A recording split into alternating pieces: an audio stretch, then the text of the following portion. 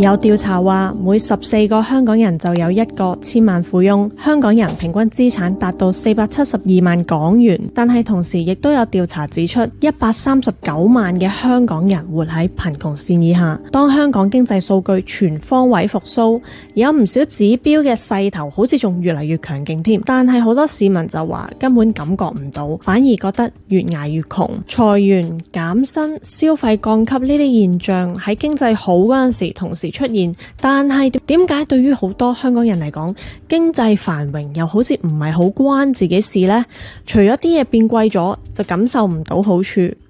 但係同時呢14個香港人又有一個千萬富翁，呢啲調查究竟係咪有 bias 呢？有啲朋友就疑惑啦，究竟係香港嘅問題定係我自己嘅問題呢？我哋依家係咪活喺一個虛假繁榮嘅泡泡入邊呢？我哋嚟做個統計啦。覺得香港經濟好嘅打個1字，覺得香港經濟差嘅打個2字，等我知道普羅大眾嘅睇法。呢條影片首先我哋會一齊嚟睇下香港表面光鮮數字背後嘅問題，之後我哋會用一啲真人真事同大家講下香港真實基層市民究竟係過緊一啲點樣嘅生活，好嘅行業同差嘅行業個收入可以差幾多呢？我最後亦都會講下喺呢一個年代，我哋可以做啲乜嘢去令到自己唔會成為呢個資本社會或者係產業轉型入邊被淘汰，或者係做一個受害者。每當我睇討論區有好多人質疑每14個香港人就有一個千萬富翁，或者係香港人平均資產去到472萬呢一啲嘅調查，好多網友就會講一個笑話，就係話我同李嘉誠嘅資產加埋富可敵國，或者係我同李嘉誠平均嘅身家接近1500億。其實呢個說話就係我嚟諷刺用平均數即係 mean 嚟衡量一個社會財富嗰陣時呢，係會有幾誤導。因為一個超級富豪已經可以拉動到1000個、1萬個窮人嘅平均數去到好高，或者係你用一個整體嘅角度，其實反映唔到好多細節。呢個邏輯就係依家香港經濟數據嘅縮影。睇翻官方經濟嘅數字，香港表面上係幾勁嘅。今年第三季 GDP 按年增長 3.8%， 係1年半以嚟最好嘅一季。出口、內部消費同埋投資呢3大板塊都表現得好好。而第四季政府都調高咗2025年全年經濟增長預測，由原本2至3%調高到去3.2%， 即係疫情之後連續第3年維持增長。如果我哋睇個別行業，最好嘅就係金融業。根據2025年頭11個月嘅數據，平均每日成交金額係2558億港元，相比舊年同期1309億，上升咗95%，即係差唔多舊年嘅一個 double。頭11個月有93間公司喺香港上市 ，IPO 集資額達到2594億，同舊年比升咗228%，成為全球集資額嘅第一。再加上2022年起，投資推廣署協助落戶或者擴展嘅家族辦公室已經係超過200間，令到截至上半年底，香港資產管理總值升到去35萬億港元。按年增加咗13%，帶動金融服務出口今年實質增長11%，單單係呢一個板塊就佔咗同期 GDP 升幅嘅超過1成啦。睇到金融市場氣氛好轉，同埋疊加聯儲局減息，依家嘅樓市由淡轉穩，住宅樓價喺第二季回升咗大約1% 之後，第三季再升2%，連升咗2季，令到今年目前為止個樓價由跌轉升，年初至今錄得大約3.9% 嘅升幅。私人消費開支第三季實質按年增長2.1%，比起上季略為增加得快咗啲。如果你淨係聽呢啲數字，好似確實香港又翻去黃金年代咁 ，GDP 有增長，股市有水，樓市又開始復甦，3樣都一齊向上行。不過呢一啲嘅財富好似往往都係傾斜喺少數人得到紅利。香港人口依家接近800萬，總勞動人口去到381萬，而金融從業員呢，其實係得30萬，而錢分得最多往往係 sales trading 或者係高級管理層呢一啲職位。如果話一般中產金融打工仔係會分得多幾個月嘅 bonus 或者係有有幾成人工加，已經係唔錯啦。但係你話最關鍵嘅資源或者係大茶飯，始終係集中喺少數人上面。當然你可以話金融業嘅財富效應最終都會散佈喺各行各業，始終錢賺得容易咗，食個麥當勞加大都會爽手啲，叫個餐都會加多2蚊轉凍飲啦。而股市升，大家嘅 MPF 都會受惠嘅，但係好可惜。如果我哋用數據思維去睇，香港貧富懸殊已經係惡化到一個好驚人嘅程度。根據樂施會舊年嘅報告，最有錢嘅10% 家庭每個月平均收入係有131100港元，而最貧窮嘅10% 月入中位數係得1600港元，相差接近82倍。數據公司 Altrata 發表嘅報告指出，今年上半年香港超高淨值人士，即係資產超過3000萬美元，即係2億3000萬港元。呢一批嘅人係增長咗22.9%，依家係有17200人，成為咗全球第2多超高淨值人口嘅城市，僅次於紐約。而呢一班超高淨值人士掌握咗為佢哋帶嚟現金流嘅事業同埋資產，同埋好多唔同嘅金融產品。但係靠一般人工生活嘅市民嚟講，好多紅利佢哋未必分到好多，甚至係未必有份添㗎。更加慘嘅係人工追唔上通脹，就算係中產都越嚟越冇安全感，分分鐘做錯咗一個職業決定或者投資決定，甚至有陣時唔係自己決定錯，可能係屋企人仔女唔生性都好容易令到中產返貧。所以香港其實係一個超級 M 型社會。M 字嘅兩端代表窮人同埋有錢人越嚟越多，財富嘅分佈越嚟越極端，但係中間代表中產嘅一層就凹咗入去，中產嘅人數變得越嚟越少。香港就業越嚟越捲，喺 M 型社會之下，留俾普通人嘅機會越嚟越少啦。選擇永遠係大過努力。我自己學嘢呢係好着重去揀一啲有回報嘅技能去學習。其實除咗投資之外，另一個性價比最高，全球通用嘅技能就係英文啦。好多香港人啲英文其實都係 OK 嘅，但係我發現如果你可以由 OK 去到卓越嘅話，賺錢能力會大大加分，因為你工作機會、你嘅生活空間就會由香港呢一個地方變到去全世界。依家好多外國公司都揾緊一啲遙距嘅員工，賺嘅係美金，使嘅係香港物價。投資都係一樣，你英文好嘅話，你吸收信息差嘅渠道都會大大增加。我最近日日都用Elsa Speak 練習，佢係由 Google 投資嘅 AI 英文口說教練 App， 全球超過9000萬次嘅下載。佢有強大嘅生成式 AI， 會針對興趣、職業、偏好、口音設計每日嘅專屬學習課程，涵蓋發音、對話、文法、詞彙等等。好似呢一個發音練習咁，系統會幫你發音評分，同埋話俾你知正確嘅讀法。第二，最勁嘅 AI Role Play， 可以自定任何場景深度對談，可以練習面試、練習演講，甚至練嘈交。我依家就嚟為大家示範一次。And what specific topic would you like to discuss? I'm going to deliver a speech. I will share my insights on investment with a particular focus on Hong Kong and US stocks. I will also address some of the most frequently asked questions from investors. You act as one of the investors and ask me some relevant questions. The scene takes place in a financial seminar room.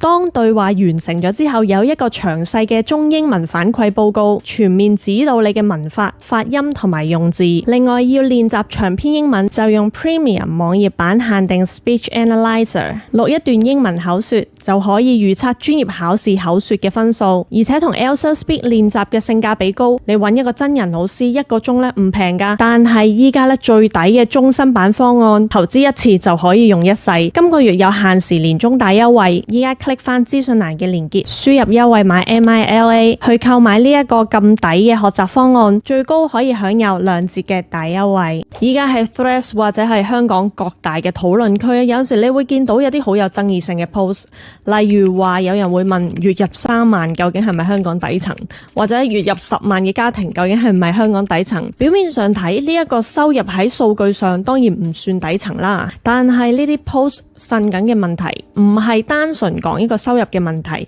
而係生活成本嘅問題。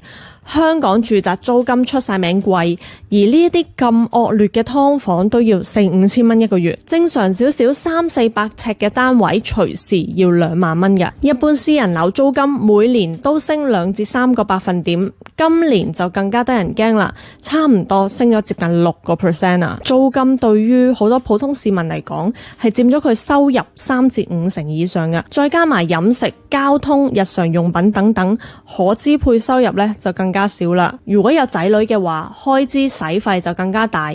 之前香港有位女士喺 Threads 度發文，話自己同丈夫有一個小朋友，家庭月入10萬港元。呢一位女士呢列咗屋企各種開支，供樓、水電煤、差餉大概35,000蚊。個仔嘅興趣班同埋學費分別係2000蚊同埋6000蚊，外傭每個月要俾5000蚊，另外會俾雙方父母家用總共1萬蚊，而屋企4個人早5晚嘅買餸錢啦、保險、其他雜費一共2萬蚊，扣除以上所有支出，每個月咧都係剩翻2萬多一啲啫。我哋先唔討論佢哋嘅開支係咪有必要，其實呢一類 post 咁多人去關注同埋討論，都側面反映咗個問題。好多人喺解決咗衣食住行嘅基本需求之後，實際可支配收入其實唔係好多。一個唔好彩大病或者失業，真係唔知點算好噶。亦都正因為咁，窮忙族、M 型社會呢啲字眼先喺網絡世界越講越多。佢唔再單純係用嚟形容最低工資嗰一班人，亦都包括一大批表面上月入唔算低，但係實際上俾高樓價同埋高生活成本夾到唞唔到氣嘅中產。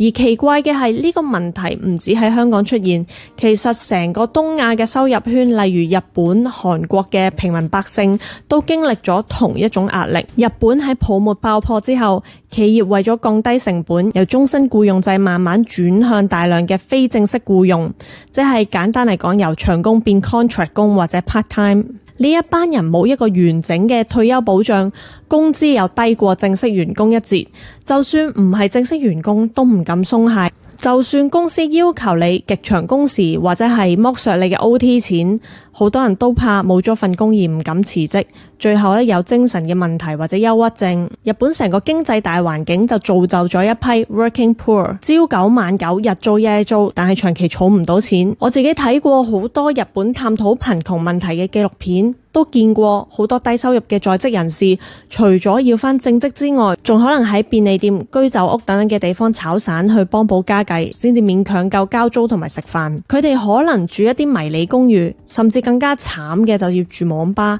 日本就創造咗一個詞彙叫網吧難民，去形容一啲長期住網吧嘅人。而東京核心區域嘅網吧嘅價錢呢，大約係2000至3000 yen， 相當於100至150零蚊港紙。而呢一個價錢呢，可以換到一間類似單人床咁大左右嘅房仔，不過佢放嘅唔係單人床，而係擺一張黑色薄薄地嘅墊，前面有一部電腦。而紀錄片入邊就提到有啲年輕人甚至係中年人，佢哋又長期做散工，因為佢哋唔係咁穩定，成日有得開工，所以住網吧比起正式租一間屋就更加有彈性。無論係長工、臨時工都好，日本嘅返工一族面對呢一種返工嘅壓力，慢慢變成所謂嘅低慾望社會。佢哋唔係天生冇慾望，而係俾冇希望嘅未來消磨咗意志，覺得點努力都唔會獲得傳統意義上嘅成功，索性就唔再結婚、唔再生仔、唔再買樓呢一啲傳統嘅路徑。日本嘅生育率依家係 1.15，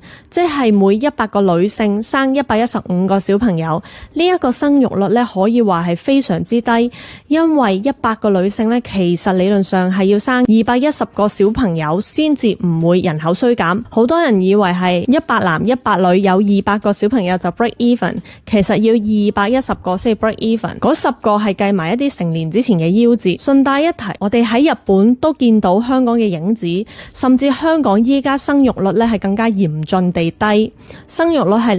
0.84， 即係每100個女性只會生84個小朋友。可能你就咁聽唔覺得有乜嘢大問題，但係如果你想象下香港變咗一個100人嘅地球村，50個男人50個女人，同時個生育率係0.84%， 到第二代嘅地球村就會由100個人減到去42個人，而再下一代42個人入邊，我當一半女人21個女人，到咗第3代地球村，面上得返大約17個人。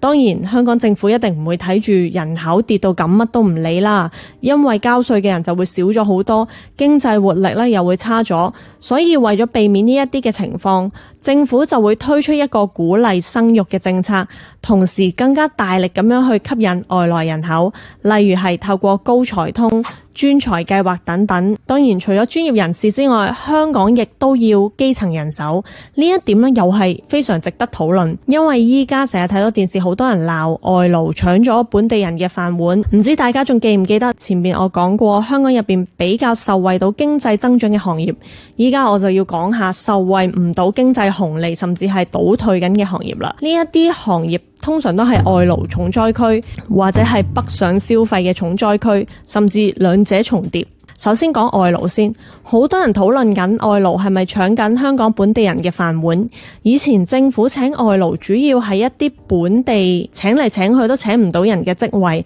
例如清潔或者係建築、貨車司機等等。2023年嘅9月，政府優化版嘅補充勞工計劃開始實施，進一步打開可以請外勞嘅職位範圍。除咗我哋一般認知嘅體力勞動工作之外，銀行嘅 teller 或者係一啲接待員、售貨員同埋營業代表呢一啲嘅工作範圍都可以請外勞。呢一度講嘅售貨員同埋營業代表多數係指零售、批發或者係貿易相關嘅 sales 職位。所以你睇住呢一個表，再睇埋唔同行業嘅失業率，就知道有乜嘢工種你入行之前就一定要好好考慮啦。本地勞工受害，外勞係咪就受惠呢？你唔可以以為啲外勞嚟到香港做嘢就揾到好多錢，喺香港賺錢返大陸使或者係返尼泊爾使好好使咁。其實外勞嚟香港之前可能都要交好大筆嘅中介費俾管理公司。之前睇有啲訪問呢，佢哋要俾3萬蚊嘅中介費，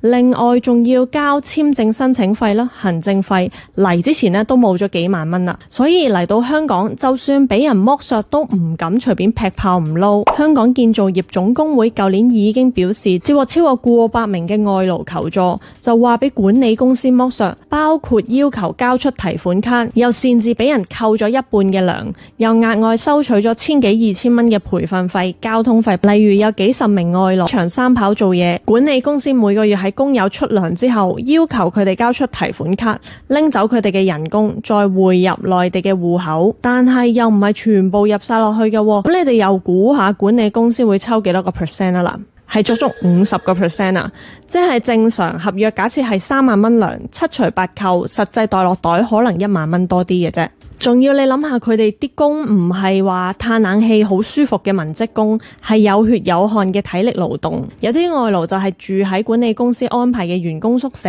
銀行嘅信呢都會寄喺宿舍嘅地址，所以佢哋嘅提款卡啦、密碼、戶口等等嘅資料都係管理公司收埋。另外，管理公司喺提款3個月之後，又要求工友簽署一份叫做已收取全數款項嘅確認書，如果工人拒絕就會俾人炒，所以大家都唔敢出聲，怕分分鐘連中介費都蝕埋。當然你可以話呢個係個人選擇，冇人逼你嚟香港做嘢啊嘛。不過我想講，造成呢一個社會職業結構嘅問題，唔係本身外勞呢樣嘢或者係呢個群體嘅錯，而係一個資本導向嘅系統選擇。你話外勞的確係減少咗本地人工作嘅機會，但係過往好多因為人手不足，作為消費者有陣時會遇到唔係咁理想嘅情況，例如係餐廳侍應或者係的士司機嘅服務態度，以前都好多香港人投訴過，或者係裝修師傅，好多裝修公司偷偷地請黑工，交貨嘅水平又參差不齊。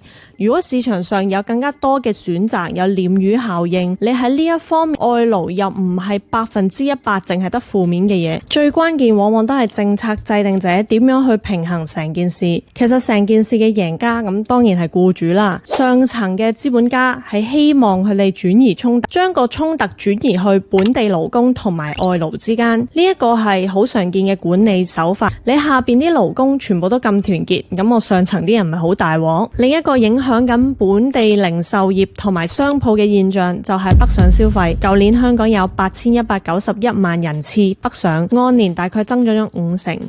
如果以平均每人每次開支680蚊港元去計，舊年香港北上嘅消費總額接近557億，按年使多咗200億，仲使得多過去日本。除咗北上之外，淘寶同埋拼多多呢類網購平台咧，成日有免運費直送啊，或者係送好多嘅優惠券。好多時候喺拼多多買民生商品仲平過你直接落街買。所以我之前都有提過一啲本地嘅收租股或者 REITs， 我嘅睇法係比較悲觀嘅，因為好多朋友會買呢一類 REITs 想長線收息，但係依家呢個情況呢，你係睇到好多管理公司佢哋係要劈價先會有人續租，或者係啲商戶先至租得起啊。如果揀收息股嘅話，我就唔會揀呢一類啦，因為暫時都睇唔到北上消費或者係網購呢一啲市場行為有個衰減嘅趨勢。如果大家對我最新資產配置港股、美股去點樣分佈，可以上翻 www.millayuan.com 去報名我嘅免費線上分享會。你話餐飲零售就好差啦，咁係咪做白領就冇事呢？ AI 同埋機械人依家慢慢搶走緊各行各業嘅工作。喺呢一個資本導向嘅時代，普通人有2個方法可以保護自己。第一就係學更加多嘅技能，例如話我之前講嘅英文係一樣啦，同埋學識運用 AI 亦都係另外一樣。最終嘅目的係令到自己變得稀缺，變得自己嘅價值更加無可取代，亦都可以令到自己嘅價值可以喺增長嘅行業同埋各方面唔同嘅地方展現到。第二就係理性投資，唔好諗住行捷徑，好多時候你越想一步登天，往往你會越發現踩咗入個陷阱度。你要容許財富係慢慢咁樣滾雪球，慢慢去滾大，先至係適合大部分人嘅做法。第三，我自己嘅心態都有改變啦，我喺好多方面其實依家都係適度躺平噶啦。除咗我嘅投資、我嘅事業嘅主線任務，其他周邊成就呢，其實我真係已經唔太追求。例如話我需唔需要隨時保持得好精緻、好靚麗，或者係我需要個個覺得我人見人愛嘅，或者我要各方面都贏晒全部人，我要做人群之中最亮眼嘅螢火蟲，我全部都唔需要。因為每個人嘅精力同埋資源都好有限嘅，唔好追求自己去做一個完美嘅人。當資源有限嗰陣時，你最大嘅收益就係將自己天賦同埋長板一路加長到你成為一個人生嘅超級高光點，你人生中一個好大嘅 label。例如話你寫嘢好叻，你就唔好同人去比較唱歌，或者係你嘅事業經營得好叻，你就唔好同人比較吃喝玩樂係咪好有 taste。同主線任務冇乜大影響嘅，當佛系啲會開心啲啊，亦都會少咗同身邊嘅人去攀比，因為你對自己嘅絕對長板會好有信心。例如話我中年脫髮我唔緊要嘅，我識得投資。我啲片拍得唔夠靚唔夠精緻唔緊要，我識得投資。總之有一個高光點，你係覺得你絕對唔會輸俾任何其他人，你成個生活就會有信心同埋開心好多，亦都唔會不停陷入內耗同埋內捲嘅狀態，亦都會改善你同身邊嘅人嘅人際關係。好多時候我哋唔應該 focus 喺我自己擁有咩，人哋擁有咩方面，而係 focus 喺我想成為一個點樣嘅人方面。希望呢條影片幫到你，拜拜。